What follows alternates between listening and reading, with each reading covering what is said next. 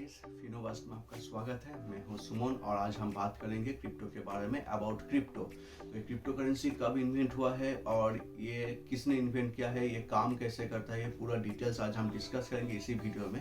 तो चलिए फिनांस की इस विशाल दुनिया में खुद को थोड़ा अपडेट कर लेते हैं।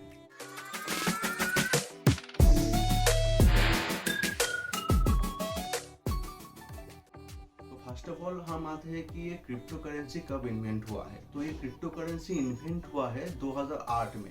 तो आप बोलेंगे कि 2008 में क्या है, सारी जगह तो 2009 में दिखा रहा है। तो गूगल पे भी 2009 में दिखा रहा है, लेकिन ये ठीक है 2009 पे ही इसका तो मार्केटाइज हुआ है, लेकिन इसका इन्वेंट 2008 में हुआ था। जो इन्वेंटर है वो कोई एक आदमी भी हो सकता है या फिर कोई ग्रुप भी हो सकता है, क्योंकि ये जो इन्वेंटर इसका आज तक कोई पता नहीं है कि इसने एक्चुअली कौन से व्यक्ति ने इसको इन्वेंट किया है। तो जो भी इसका इन्वेंटर है वो आपका नाम को छुपा के इसको इन्वेंट किया है। तो जो नाम इसने दिया है वो है सतोशी नाकामोटो। तो सतोशी नाकामोटो एक नाम भी हो सकता है या फिर कोई ग्रुप का भी नाम हो सकता है, क्योंकि पर्टिकुलर कोई व्यक्ति नहीं है इसके पीछे। तो ये जो सतोशी नाकामोटो है, ये क्यों इसे इन्वेंट किया है, तो ये इसका जो स्टेटमेंट इन्होंने दिया था सतोशी नाकामोटो का, तो सतोशी नाकामोटो का एक इन्वेंट जो स्टेटमेंट था, वहाँ पे इसका मोटो था। इसका मोटो क्या था कि वो ये चाहते हैं कि जो करेंसी होता है, हर एक देश का जो करेंसी है, तो ये करेंसी उस देश का सेंट्रल गवर्नमेंट या फिर कोई सेंट्रल बैंक के द्वारा इसे कंट्रोल किया जाता है। तो वो नहीं चाहते, तो आपका पैसा कंट्रोल आपके पास रहे। तो इसीलिए वो ये क्रिप्टो करेंसी का आइडिया लाया था 2008 में। तो ये जो क्रिप्टो करेंसी पर्टिकुलर कोई बैंक इसको आपका कोई भी सेंट्रल गवर्नमेंट या फिर कोई सेंट्रल बैंक इसको कंट्रोल नहीं कर सकता। तो ये पूरा सबके लिए ओपन है और सब इसे कंट्रोल कर सकते हैं। सब मतलब कि इसका जो माइनर होता है, तो ये माइनर इसको कंट्रोल करते हैं। तो ये माइनर कौन है मैं आगे वीडियो में बताऊंगा आपको।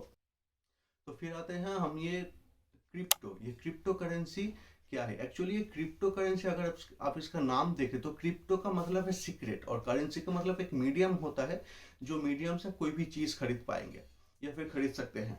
तो ये क्रिप्टो मतलब होगा कि सीक्रेट और करेंसी मतलब कि एक मीडियम जिससे आप कोई भी चीज खरीद पाएंगे। तो ये हो गया क्रिप्टो करेंसी, मतलब कि सीक्रेट एक करेंसी होता है। सीक्रेट की मतलब क्या है, ये सीक्रेट क्यों है, क्योंकि इसका एक कोड होता है, सीक्रेट कोड, जो कि जैसा कि आप देख पाएंगे, अगर आपने कंप्यूटर पढ़ा है या फिर जाना है, तो कंप्यूटर में जो कोड होता है, कंप्यूटर जो लैंग्वेज है, कंप्यूटर लैंग्वेज को हम बाइनरी सिस्टम कहते हैं, बाइनरी कोड।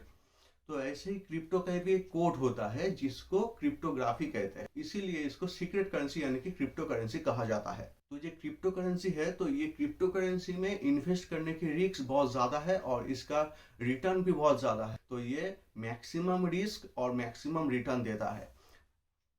कुछ ही दिन पहले एक ऑल्ट कॉइन था जिसका नाम है शिबा इनू। तो शिबा इनू जो कॉइन था, एक ही रात में 120% तक ग्रो किया था। ठीक है, एक ही रात में। तो इतना फ्लैक्चुएशन वहां पे है। ये जो क्रिप्टो करेंसी काम कैसे करता है, ये क्रिप्टो करेंसी कोई पर्टिकुलर, जैसे कि मैंने कहा कि कोई पर्टिकुलर बैंक के ऊपर नहीं है कि वो इसे कंट्रोल करे। ये एक चेन सिस्टम है जिसको हम ब्लॉकचेन कहते हैं। तो ये ब्लॉकचेन में बाद में बताऊंगा कि ब्लॉकचेन सिस्टम क्या है, और अगर आप चाहते हैं कि ब्लॉकचेन के ऊपर मैं अलग से एक डिटेल्स में वीडियो बनाऊंगा। तो फिलहाल आज हम शॉर्ट में डिस्कस करेंगे अबाउट क्रिप्टो। तो ये जो ब्लॉकचेन होता है, ये ब्लॉकचेन P2P कंट्रोल के ऊपर काम करता है। P2P मतलब कि पीयर टू पीयर या फिर आपका पर्सन टू पर्सन।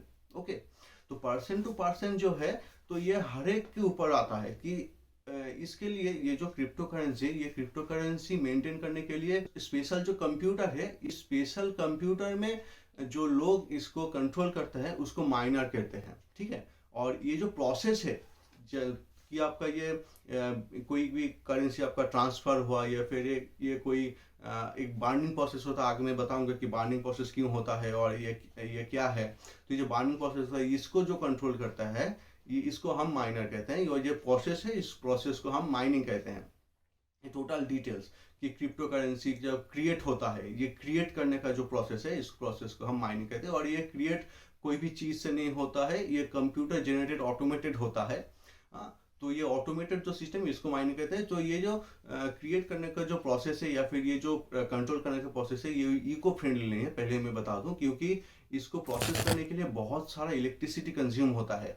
ये हर एक कोई नहीं कर सकता, क्योंकि आप समझ लीजिए कि आप खुद अगर चाहते हैं कि हाँ मैं एक कंप्यूटर खरीद लूँ और मैं बैठ गया, एक सॉफ्टवेयर भी ले लिया, और तो मैं इसका जो तो कंप्यूटर का इस कंप्यूटर से मैं खुद का एक करेंसी बनाऊंगा और मैं खुद इसको रेगुलेट करूंगा, तो ऐसा नहीं होता है। इसके लिए स्पेशल सॉफ्टवेयर है, बहुत हाई कॉन्फ़िगरेशन वाला आपका कंप्यूटर चाहिए।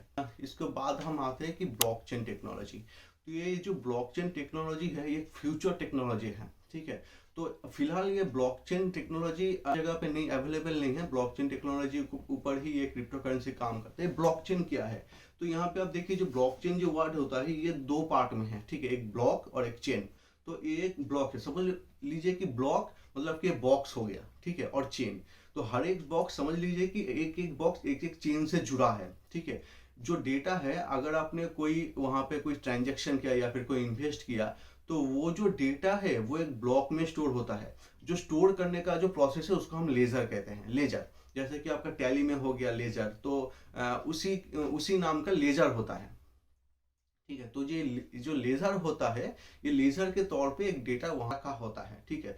और ये जो लेजर है, सपोज लीजिए कि आप कोई चीज खरीद रहे हैं, आप वहां पे आपका एक कोई इन्वेस्ट किया है, तो ये आपका जो डेटा ये एक लेजर बना के वहां पे रेडी हो जाएगा। और ये जो लेजर है हर एक कंप्यूटर में उसका डेटा रहेगा, ठीक है। हर एक कंप्यूटर मतलब जितना भी कंप्यूटर उस कॉइन के बारे में या फिर उस क्रिप्टो करेंसी के बारे में रिलेटेड है, तो सारे कंप्यूटर में वो स्टोर हो जाएगा।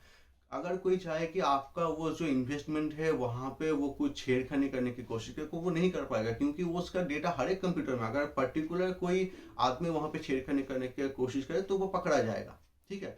तो ये जो ब्लॉकचेन होता है, हर एक कंप्यूटर में आप वो डेटा अवेलेबल है। तो आप ये भी सोच सकते हैं कि हर एक कंप्यूटर में अगर मेरा डेटा चला गया तो मेरा सीक्रेट, तो मेरा प्राइवेसी कहाँ गया, तो मेरा तो कोई प्राइवेसी नहीं रहेगा कि मेरे पास कितना पैसा है, सब हर एक को वो पता चल जाएगा। तो ऐसा नहीं है। पैसे जैसे कि मैंने कुछ देर पहले बोला कि ये कोडेड सिस्टम में होता है, जैसे कि कंप्यूटर में बाइनरी सिस्टम होता है, तो यहाँ पे क्रिप्टोग्राफी सिस्टम होता है जिसमें एक स्पेशल कोडेड रहता है, तो ताकि हर कोई इसको देख नहीं पाएगा, लेकिन वो कंट्रोल कर सकता है कि वो उसका वो मैच हुआ या फिर मिसमैच हुआ, ये वो कंट्रोल कर सकता है, लेकिन एग्जैक्टली डेटा वो नहीं देख सकता। तो फिर आते हैं जो क्रिप्टो करेंसी का जो वैल्यू है वो कैसे डिसाइड होता है, कि इसका प्राइस कैसे डिसाइड होता है। इसको अगर सारे लोग मिलके आपका ये कंट्रोल कर रहा है, तो इसका वैल्यू कौन डिसाइड करते हैं, तो उसका प्राइस कब डिसाइड होता है। कि आज बोल रहे हैं कि इस क्रिप्टो करेंसी का वैल्यू बहुत ज़्यादा हो गया, कल बोल रहे हैं कि इसका वैल्यू बहुत कम हो गया, ये कैसे होता है। सपोज लीजिए कि कोई एक क्रिप्टो है, क्रिप्टो करेंसी है, तो जिसका वो जो क्रिएट जब हुआ है, टोटल आपका वो 100 पीस आपका वो क्रिएट हुआ है, तो ठीक है। तो ये जो 100 पीस क्रिएट है, इसके ज़्यादा ये क्रिएट नहीं होगा, ये फिक्स्ड है।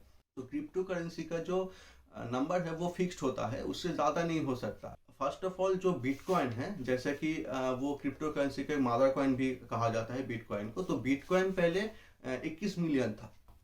तो ये जो बिटकॉइन ये फिक्स्ड है, ये 21 मिलियन से ज़्यादा नहीं हो सकता, लेकिन ये कम हो सकता है, ये आपको कोई नहीं बताएगा। कि सब लोग कहते हैं कि क्रिप्टो करेंसी फिक्स्ड है, हाँ फिक्स्ड है, लेकिन उसका लिमिट फिक्स्ड है, वो उससे ज़्यादा नहीं हो सकते। 21 मिलियन से ज़्यादा नहीं हो सकता, लेकिन उसका कम ज़रूर हो सकता है। आप बोलेंगे कि ये तो फिक्स्ड है, ये कैसे कम हो गया, तो ये कम ऐसे होता है कि उसका एक बाइंडिंग प्रोसेस है। तो बिटकॉइन का आज के डेट में जो काउंट है वो है 18.92 मिलियन, तो पहले था 21 मिलियन और अभी 18 मिलियन, 19 मिलियन के आसपास। तो ये कैसे हो गया। आप तो मैं तो बोल रहा हूँ कि आपका ये कॉइन फिक्स्ड है। फिक्स्ड मतलब कि मैं बार बार यही बोल रहा हूँ कि इसका लिमिट फिक्स्ड है, ये 21 मिलियन से ज़्यादा नहीं हो सकता।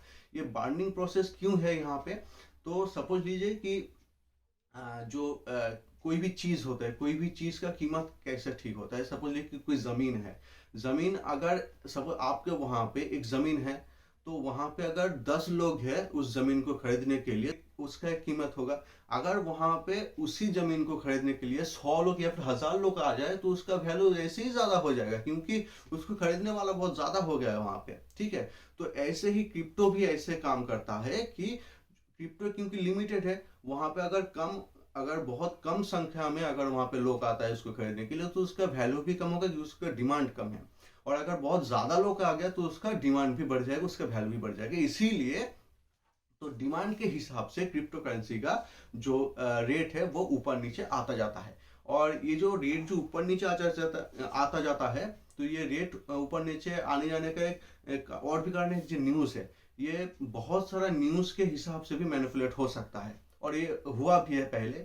इलॉन मास्क जो है, तो इलॉन मास्क उनका ये कंपनी है टेस्ला, तो इन्होंने बोला था कि हम बिटकॉइन को एक्सेप्ट करेंगे। तो जैसे ही ये न्यूज़ आया मार्केट में कि वो बिटकॉइन को एक्सेप्ट करेंगे, तो उसके बाद ही बिटकॉइन का रेट बहुत ज़्यादा हो गया, क्योंकि सब लोग देख रहे हैं कि हाँ ये बिटकॉइन को इलॉन मास्क अडॉप्ट करेंगे, यानी कि मतलब कि इसका ज़्यादा वैल्यू बढ़ जाएगा, तो जाके सब खरीद लो। ठीक है, तो लेकिन है तो वहाँ पे 18 मिलियन, अगर सारे लोग खरीदने जाएंगे तो उसका वैल्यू तो ज़्यादा हो ही जाएगा। तो तब क्या हो गया, तब बिटकॉइन के प्राइस बहुत ज़्यादा हो गया। तो बीच में ऐसा हो गया था कि 52 लाख के ज़्यादा हो गया था एक बिटकॉइन का प्राइस। फिलहाल के आज के डेट में, आज मैं 8 फरवरी को ये वीडियो बना रहा हूँ, तो 8 फरवरी 2022 को, तो आज के डेट में लगभग 32 लाख का इसका वैल्यू है। ठीक है, तो ये ऐसे ऊपर नीचे जाता है, और इसका प्राइस फिर कम हो गया। जो इलॉन मस्क फिर कुछ दिन बाद बोले कि नहीं, टेस्ला कंपनी ये बिटकॉइन एक्सेप्ट नहीं करेगा। तो जैसे ही वो न्यूज़ है, उसके बाद जो भी इन्वेस्टर उसमें गया था, वो लोग देख रहे थे कि हाँ ये तो एक्सेप्ट नहीं करेगा, तो फिर क्या हो गया, इसका कीमत तो घट जाएगा, और ये दूसरा कोई व्यक्ति इसे परचेस नहीं करेगा, तो हम इसे सेल कर दिया, और इसका प्राइस भी बहुत नीचे चला गया। तो इसका फ्लैक्चुएशन तो न्यूज़ के ऊपर भी होता है। तो मैं सजेस्ट करूंगा, अगर आप क्रिप्टो करेंसी में या फिर बिटकॉइन में या फिर और भी ज़्यादा बहुत सारा क्रिप्टो करेंसी है जहाँ पे आप इन्वेस्ट करना चाहते हो, तो लॉन्ग टर्म में कीजिए। ठीक है, अगर आप ऐसे चाहते हैं कि हाँ मैं आज इन्वेस्ट करूंगा, कल या फिर परसों मेरा बहुत सारा पैसा हो जाए, ऐसा नहीं होता है। वो आपको समझना पड़ेगा। हाँ, हो सकता है, जैसे कि मैंने वीडियो के पहले में ही बोला था कि शिबा इनू एक कॉइन था, जो कॉइन एक रात में बढ़ के 120% एक्स्ट्रा हो गया था उसका कीमत। ठीक है, तो वैसे ही हो सकता है, लेकिन वो आपको समझना पड़ेगा कि कहाँ पे क्या बढ़ सकता है, और कौन सा कॉइन किस टाइम पे बढ़ सकता है, कौन सा कॉइन किस टेक्नोलॉजी पे काम कर सकता है। ये हर एक जो कॉइन है, हर एक कॉइन अलग अलग टेक्नोलॉजी के ऊपर काम करता है। ठीक है ना, तो टेक्नोलॉजी का मतलब कि ब्लॉकचेन टेक्नोलॉजी। जैसे कि आपके यहाँ पे जो बिटकॉइन है, ये एक कॉइन है, इथेरियम एक कॉइन है, गाला एक कॉइन है, शिबा इनू एक कॉइन है। ठीक है, तो ऐसे बहुत सारा कॉइन है वहाँ पे, और इसको खरीदने के अलग अलग भी प्लेटफॉर्म भी है। तो मैक्सिमम जो मदर कॉइन या फिर बड़ा कॉइन होता है, ये बिटकॉइन, इथेरियम, ये सब होता है। ठीक है, और जो पेनी कॉइन या फिर ऑल्ट कॉइन होता है, ये सब छोटा छोटा कॉइन होता है। छोटा कॉइन मतलब कि इसका कीमत बहुत कम है, और मदर कॉइन या फिर बड़ा कॉइन जिसका कीमत बहुत ज्यादा है। ये जो बिटकॉइन है, ये बिटकॉइन तो शुरू हुआ था, जैसे कि मैं बोला था कि 2009 में इसका मार्केटाइज हुआ था, 2009 में बिटकॉइन। तो ये बिटकॉइन जब शुरू हुआ, तो उसके बाद इसका प्राइस बढ़ते बढ़ते बढ़ते बढ़ते आज तो लगभग 32 लाख हो गया था। कुछ दिन पहले मैंने कि जैसे कि बोला कि आपको, वो 52 लाख के ऊपर भी चला गया था। तो सपोज लीजिए कि ये जो बिटकॉइन या फिर कोई क्रिप्टो करेंसी है, अगर आप बिटकॉइन के बारे में आपको बताऊं, तो बिटकॉइन में अगर आप 2012 साल में 1000 रुपए का अगर आपने इन्वेस्ट किया था, 2012 में आपका एक बिटकॉइन का प्राइस लगभग था आपका 281 रुपीज। तो आज के डेट में 32 लाख हो गया। तो इसी हिसाब से अगर आप 2012 में एक बिटकॉइन खरीद के रखते, तो उसका कीमत आज होता अप्रोक्सीमेट 1 करोड़ 20 लाख, इतना ज़्यादा। तो इसीलिए, और ये जो टेक्नोलॉजी है ब्लॉकचेन पर क्योंकि काम करते हैं, ब्लॉकचेन हमारा फ्यूचर जनरेशन टेक्नोलॉजी है। जैसे कि यहाँ पे आप देख रहे हैं वेब 1, वेब 2, वेब 3, ये जो टेक्नोलॉजी है, ये वेब 3 जो हमारा फ्यूचर टेक्नोलॉजी है। तो ये वेब 3 टेक्नोलॉजी के बारे में मैं बाद में बताऊंगा किसी और वीडियो में। तो नहीं तो आज ये वीडियो बहुत बड़ा हो जाएगा, तो मैं कोशिश करता हूँ कि जितना छोटा करके आपको पूरा डिटेल्स में समझा दूँ। तो जैसा कि ये जो टेक्नोलॉजी वेब 3 जो टेक्नोलॉजी है, ये आपका फ्यूचर टेक्नोलॉजी है। वैसे ही तो ये डिजिटल जो करेंसी है, यानी कि ये जो क्रिप्टो करेंसी है, क्रिप्टो करेंसी भी एक फ्यूचर टेक्नोलॉजी के ऊपर काम करते हैं, ब्लॉकचेन टेक्नोलॉजी। पहले क्रिप्टो करेंसी को इंडिया में बैन किया गया था, वो 2 साल पहले हुआ था। उसके बारे में उसके बाद में एक केस भी चला था उसके ऊपर कि क्रिप्टो करेंसी बैन नहीं होना चाहिए। और अगर इसका कोई लीगल टेंडर के बारे में बात करेंगे, तो इंडिया में एक कोई लीगल टेंडर नहीं है। लीगल टेंडर मतलब कि आप बिटकॉइन देके कुछ खरीद नहीं सकते। आप बिटकॉइन का यूज़ कर सकते हैं, आप बिटकॉइन परचेस कर सकते हैं, सेल कर सकते हैं, ऐसे आप वहाँ पे यूज़ कर सकते हैं। लेकिन कोई लीगल टेंडर, जैसे कि हमारे पैसा यहाँ पे है, तो पैसे दे के आप कोई चीज़ खरीद पाएंगे, वैसे बिटकॉइन या फिर कोई क्रिप्टो करेंसी दे के आप कुछ खरीद नहीं पाएंगे। ये अभी लीगल टेंडर नहीं है, लेकिन इसको ट्रांजैक्शन किया जा सकता है, क्योंकि ये जो हमारा जो गवर्नमेंट है, हमारा गवर्नमेंट इसके ऊपर 1% TDS रखा है। तो कुछ दिन पहले एक न्यूज़ भी आया था कि गवर्नमेंट ये क्रिप्टो करेंसी के ऊपर 30% टैक्स भी लाया था। हालांकि ये पूरा अभी क्लियर नहीं है कि कौन से डेट से ये चालू हो गई या फिर कैसी ये टैक्स डिडक्शन होगा।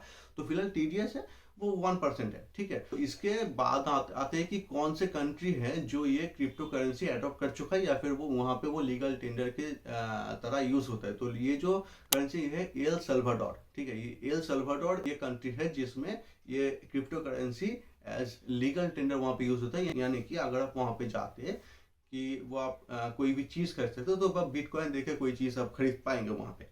और अगर आप कहीं पे पैसे ट्रांसफ़र करना चाहते हैं तो अगर आपका बहुत सारा पैसा हो जाता है तो वो पैसा ट्रांसफ़र के लिए अगर आप बैंक में जाएंगे तो प्रॉब्लम वहाँ पे होता है या फिर उनका जो चार्ज है उनका चार्ज भी बहुत ज़्यादा होता है। लेकिन क्रिप्टो करेंसी के माध्यम से अगर आप किसी को पैसा ट्रांसफ़र करें तो वहाँ पे जो चार्ज है उसको गैस फीस कहते हैं, ठीक है। तो गैस फीस बहुत कम होता है वहाँ पे और उसका परसेंटेज भी बहुत कम है। तो और वहाँ पे बहुत जल्दी काम हो सकता है कि अगर आप किसी को सपोज लीजिए कि 1 करोड़ आप भेज रहे हैं तो 1 करोड़ भेजने में आपको बैंक में जाते 2-3 दिन लग जाएगा, लेकिन यहाँ पे 10 मिनट में हो जाता है। तो इसका टेक्नोलॉजी ऐसे ही हाई है, ठीक है। तो इसका टेक्नोलॉजी ऐसे ही काम करता है, इतना बहुत जल्दी यहाँ पे काम हो जाता है और बहुत सिक्योरिटी के साथ होता है क्योंकि यहाँ पे पीयर टू पीयर नेटवर्क के माध्यम से काम होता है। पीयर टू पीयर मतलब कि पर्सन टू पर्सन।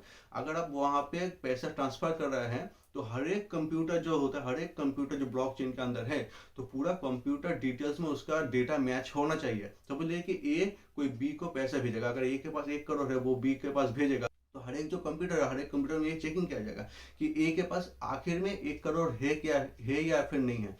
उसके बाद उसको जब ट्रांसफर करेगा तो वो जो प्रोसेस है वो पूरा प्रोसेस माइनर्स कंट्रोल कर। तो ये जो पूरा डिटेल्स है ये पूरा डिटेल्स आपका ऑटोमेटेड होता है, ठीक है, कंप्यूटर जनरेटेड ऑटोमेटेड प्रोसेस में होता है। तो आखिर में आते हैं कि इसका ट्रस्ट इशू। तो ये ऐसा ही अगर इतना ही अच्छा है तो ये इंडिया में अभी तक सारे लोग यूज क्यों नहीं कर रहे हैं। तो मैं एक ही चीज बताना चाहूंगा कि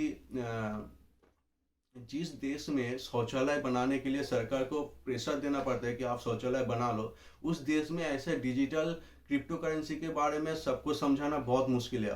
फर्स्ट ऑफ ऑल 2010, 12 या फिर 14 में जैसा कि इसका डिमांड था, आज बहुत ज़्यादा डिमांड हो गया है। तो बिटकॉइन एक पहला क्रिप्टो करेंसी, तो आज ऐसा बहुत सारा क्रिप्टो करेंसी आ गया है जिसको आप परचेस कर सकते हैं, सेल भी कर सकते हैं।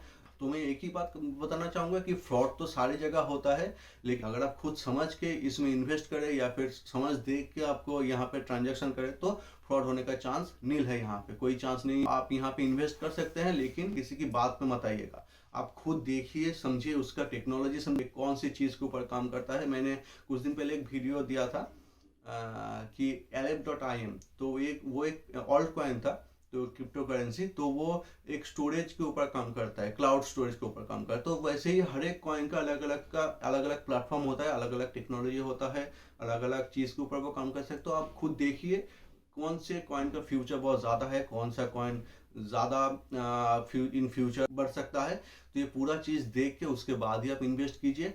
और हमारा ये चैनल है, ये चैनल में आपको अगले वीडियो में या फिर आगे के टाइम पे इस क्रिप्टो के रिलेटेड और भी ज़्यादा वीडियो आएंगे। आपको कौन से करेंसी में इन्वेस्ट करना चाहिए और कौन से करेंसी में इन्वेस्ट करने में आपको प्रॉफिट होगा, ये पूरा डिटेल्स हम आगे आगे बताते रहेंगे। और हर एक कॉइन के ऊपर डिटेल्स में आप कोशिश करेंगे जितना ज़्यादा हो सके वीडियो बनाओ। तो आज के लिए इतना ही। अगर आपको हमारी ये वीडियो अच्छा लगा तो लाइक कीजिए। अगर आपको कोई चीज़ समझ में नहीं आया या फिर और कुछ जानकारी आपको चाहिए तो नीचे कमेंट करके बताइए। मैं कोशिश करूँगा जितना जल्दी हो सके आपको उस बारे में एक वीडियो बना के दूँ। और अभी तक अगर आपने सब्सक्राइब नहीं किया है तो प्लीज़ सब्सक्राइब कर लीजिए ताकि ऐसे ही वीडियो आपको इन फ्यूचर मिलता रहे। और अपने दोस्तों के साथ भी ये वीडियो शेयर कीजिए ताकि उन्हें भी क्रिप्टो करेंसी के ऊपर पूरा नॉलेज हो या फिर वो जाने कि क्रिप्टो करेंसी क्या है। जल्दी मिलते हैं आपसे अगले वीडियो में, तब तक के लिए नमस्ते, जय हिंद।